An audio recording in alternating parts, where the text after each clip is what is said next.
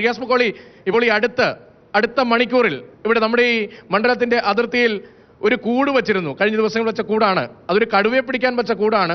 പക്ഷേ അതിൽ പുലി കയറി.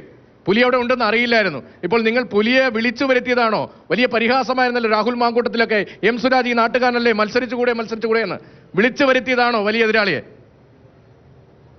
സ്വരാജ് ഒരു പുലിയാണ് എന്ന് ഇവിടുത്തെ വോട്ടർമാർക്കോ ഈ തെരഞ്ഞെടുപ്പിനെ നോക്കിക്കാണുന്നവർക്കോ ഇന്നേ വരെ തോന്നിയിട്ടില്ല. സ്വരാജ് രാഷ്ട്രീയ രംഗത്ത് കഴിഞ്ഞ കാലങ്ങളിലൊക്കെ നിന്ന ഒരാളാണ്. അദ്ദേഹത്തെ ഞങ്ങളൊക്കെ നിരീക്ഷിച്ച ഒരാളാണ്. അദ്ദേഹം 5 വർഷക്കാലം കേരളത്തിലെ ഒരു MLA ആയി പ്രവർത്തിച്ച ഒരാളാണ്. സ്വരാജ് ഈ നിലമ്പൂർ സ്വദേശിയാണ് എന്ന് അദ്ദേഹത്തിൻ്റെ പ്രൊഫൈൽ വായിച്ച സമയത്താണ് ഒരു പക്ഷേ ഞാനൊക്കെ മനസ്സിലാക്കുന്നത്. ഈ നിലമ്പൂർ സമാനതകളില്ലാത്ത പ്രയാസം നേരിട്ടപ്പോൾ, ഈ നിലമ്പൂർ കഴിഞ്ഞ 5-6 വർഷക്കാലം വലിയ പ്രയാസവും ദുരിതവും നേരിട്ടപ്പോൾ ഈ സമയത്തൊന്നും സ്വരാജ് എന്ന പൊതുപ്രവർത്തകനെ ഈ നിലമ്പൂരിന്റെ മണ്ണിൽ ആരും കണ്ടിട്ടില്ല എന്നുള്ളതാണ്. എസ്എഫ്ഐയുടെ ജില്ലാ സെക്രട്ടറി ആയിരുന്നു എന്നാണ് എന്റെ അറിവ്. മലപ്പുറം ജില്ലാ പ്രസിഡന്റ് ആയിരുന്നു അല്ലെ? ജില്ലാ പ്രസിഡന്റായി എസ്എഫ്ഐയുടെ വിവിധ പദവികൾ വഹിച്ച ആളാണ്. ഇവിടെ പഠിച്ചയാളാണ്, ഇവിടത്തുകാരനാണ്, നിലമ്പൂരുകാരനാണ്, എല്ലാവർക്കും അറിയാം. പക്ഷേ ഇതിപ്പോൾ വിളിച്ചു വരുത്തിയ പോലെ ആയോ? അദ്ദേഹം വന്നതോടുകൂടി ഞങ്ങളുടെ ക്യാമ്പ് വലിയ ആത്മവിശ്വാസത്തിലാണ്, വലിയ പ്രതീക്ഷയിലാണ്. കാരണം ഇവിടുത്തെ ജനങ്ങൾ സ്വരാജിനെ കാത്തിരിക്കുകയാണ്. ഈ നാട്ടിലെ ജനങ്ങൾ വലിയ ദുരിതം വന്ന് പ്രളയം വന്ന് പ്രയാസപ്പെടുമ്പോൾ ആ ഭാഗത്തേക്ക് നമുക്കറിയാം, ഇവിടെ 59 പേരുടെ ജീവൻ നഷ്ടപ്പെട്ട പ്രദേശമാണ് നിലമ്പൂർ. 2019 പ്രളയത്തിൽ, ആ 2019 പ്രളയത്തിൽ 59 പേർക്ക് ജീവൻ നഷ്ടപ്പെട്ടപ്പോൾ ആ ഒരു മാസക്കാലം നീണ്ടുനിന്ന് അതിൽ നിന്ന് 48 മൃതശരീരങ്ങൾ അത് കണ്ടെത്തുമ്പോൾ ആ സമയത്തൊന്നും ഒരിക്കൽ പോലും എം സ്വരാജ് എന്ന രാഷ്ട്രീയ പൊതുപ്രവർത്തകനെ ഈ പ്രദേശത്തുകാരും കണ്ടിട്ടില്ല. ഇവിടെ കഴിഞ്ഞ 4 വർഷക്കാലം 2019 മുതൽ 2024 വരെ ഏകദേശം 400ഓളം കുടുംബങ്ങൾ അവരുടെ വീടും എല്ലാം നഷ്ടപ്പെട്ട് ക്യാമ്പിലേക്ക് അവരെ മാറ്റി പാർപ്പിച്ചപ്പോൾ, അവർക്ക് വലിയ പ്രയാസം നേരിട്ടപ്പോൾ, ഭക്ഷണം പോലും പല സമയത്ത് കിട്ടാതെ വന്നപ്പോൾ അവരുടെ ഇടയിലേക്ക് ചെല്ലാനോ ആശ്വാസ വാക്കുകൾ നൽകാനോ അവർക്ക് ഭക്ഷണം എത്തിക്കാനോ വസ്ത്രം എത്തിക്കാനോ ഒരിക്കൽ പോലും ഒരു തവണയെങ്കിലും സ്വരാജ് അവരുടെ ഇടയിലേക്ക് വന്നിരുന്നുവെങ്കിൽ ഞങ്ങൾക്ക് സ്വരാജിനെ ഈ രാഷ്ട്രീയ രംഗത്ത് മത്സര രംഗത്ത് ഞങ്ങൾക്കൊരു പ്രശ്നമേ അല്ല, പ്രയാസമേ അല്ല, എതിരാളിയേ അല്ല.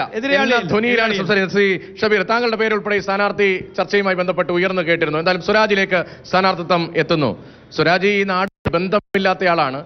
എന്നാൽ രാഹുൽ മാങ്കൂട്ടത്തിൽ ഉൾപ്പെടെ ആവർത്തിച്ചുള്ള പ്രതികരണങ്ങൾ ഫേസ്ബുക്ക് പോസ്റ്റുകളിലൊക്കെ ഉണ്ടായിരുന്നത് ഈ നാട്ടുകാരനായ സ്വരാജ് സഖാവ് കുഞ്ഞാലി എന്ന് പറഞ്ഞാൽ പോരാ, സൈബറിനകത്ത് ഒരു ബ്ലോഗർ ഉണ്ടല്ലോ എന്നൊക്കെ പറഞ്ഞുകൊണ്ടായിരുന്നു സ്വരാജിനെ ക്ഷണിച്ചു വരുന്ന തരത്തിലുള്ള വിമർശന സ്വരത്തിലുള്ള പോസ്റ്റുകളൊക്കെ വന്നത്.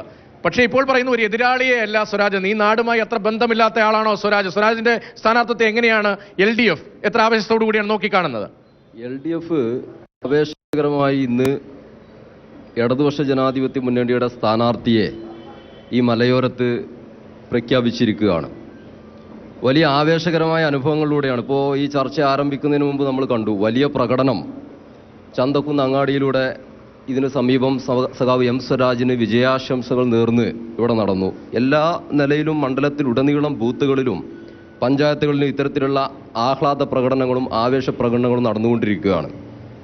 ഇവിടെ തുടക്കത്തിൽ തന്നെ നേരത്തെ നിങ്ങൾ ചോദിച്ചത് യൂത്ത് കോൺഗ്രസിൻ്റെ സംസ്ഥാന പ്രസിഡന്റ് നേരത്തെ വെല്ലുവിളി നടത്തിയതും യൂത്ത് കോൺഗ്രസിൻ്റെ തന്നെ പ്രതിനിധിയായ ശ്രീ റിയാസ് പറഞ്ഞതും വലിയ വൈരുദ്ധ്യമാണ്. വലിയ വെല്ലുവിളി നടത്തി, സ്ഥാനാർത്ഥിത്വം വന്നു. അപ്പോൾ എം സ്വരാജിനെ ഇവിടെ പരിചയമില്ല എന്ന ബാലിശമായ ന്യായമാണ് ഇവിടെ വന്ന് പറയുന്നത്. നിങ്ങൾ നോക്കൂ, എം സ്വരാജ് സുപരിചിതനാണ് ഈ നിലമ്പൂരിൽ. ഇവിടെ ചുങ്കത്തറ മർത്തമ കോളേജിൽ നിന്ന് വിദ്യാർത്ഥി കാലഘട്ടം മുതൽ വിദ്യാർത്ഥികാല രാഷ്ട്രീയ പ്രവർത്തനം, ചുങ്കത്തറ മർത്തമ കോളേജ് അല്ല, യഥാർത്ഥത്തിൽ ശ്രീ വിവേകാനന്ദ പഠന കേന്ദ്രയിൽ നിന്ന് ഹൈസ്കൂൾ കാലഘട്ടത്തിൽ വിദ്യാഭ്യാസ പ്രക്രിയയിൽ SFIയുടെ ഭാഗമായി അണിനിരന്ന് ദീർഘനാള് ഇവിടെ പൊതുപ്രവർത്തനത്തിന്റെ ഭാഗമായിട്ട് നിന്ന വ്യക്തിയാണ് സഖാവ് എം സ്വരാജ്. ഇവിടുത്തെ എല്ലാ മേഖലകളിലും സഖാവ് എം സ്വരാജ് ഇടപെടാറുണ്ട്. ിലേക്ക് എത്താൻ ഇത്ര വൈകിയത് എന്തുകൊണ്ടാണ്? ഇപ്പോൾ താങ്കളുടെ അടക്കം നിരവധി പേരുകൾ വന്നു. ഇനി UDF ക്യാമ്പിൽ നിന്ന് ആരെങ്കിലും ഇടത് സ്ഥാനാർത്ഥിയായി വരുമോ എന്ന തരത്തിലുള്ള വൈകി എന്നത് നിങ്ങൾ നിശ്ചയിക്കപ്പെടുന്ന അല്ലെങ്കിൽ നിങ്ങൾ രൂപപ്പെടുത്തിയിട്ടുള്ള ചർച്ചയാണ്. 2-ാം തീയതിയാണ് ഈ തെരഞ്ഞെടുപ്പിന്റെ ഓരോ ക്രമീകരണങ്ങളും ഇലക്ഷൻ കമ്മീഷൻ സംബന്ധിച്ച് നമുക്കറിയാം. 2-ാം തീയതിയാണ് നോമിനേഷൻ. ആ നോമിനേഷന് മുൻപ് ഏത് ഘട്ടത്തിലും നമുക്ക് നിയമപരമായി ഈ പറയുന്ന ഇലക്ഷൻ കമ്മീഷന്റെ തീരുമാനപ്രകാരം സ്ഥാനാർത്ഥിയെ പ്രഖ്യാപിച്ചാൽ മതി. ഈ തെരഞ്ഞെടുപ്പ് പ്രഖ്യാപിച്ച നാളിൽ തന്നെ പാർട്ടിയുടെ സംസ്ഥാന സെക്രട്ടറി ഉൾപ്പെടെയുള്ള ആളുകൾ പറഞ്ഞ കാര്യം 30-ാം തീയതി ഒരാഴ്ചക്കുള്ളിൽ ഞങ്ങൾ സ്ഥാനാർത്ഥിയെ പ്രഖ്യാപിക്കും. അതിന് ചില നടപടിക്രമങ്ങളുണ്ട് ഇടതുപക്ഷത്തെ സംബന്ധിച്ചിടത്തോളം. ആ നടപടിക്രമങ്ങൾ കൃത്യമായി പാർട്ടി സംസ്ഥാന കമ്മിറ്റി യോഗം, ശേഷം ഇന്ന് മണ്ഡലം കമ്മിറ്റി യോഗം, ഇതിനെല്ലാം ശേഷമാണ് എം സ്വരാജിന്റെ സ്ഥാനാർത്ഥിത്വത്തെ പാർട്ടി പ്രഖ്യാപിക്കുന്നത്.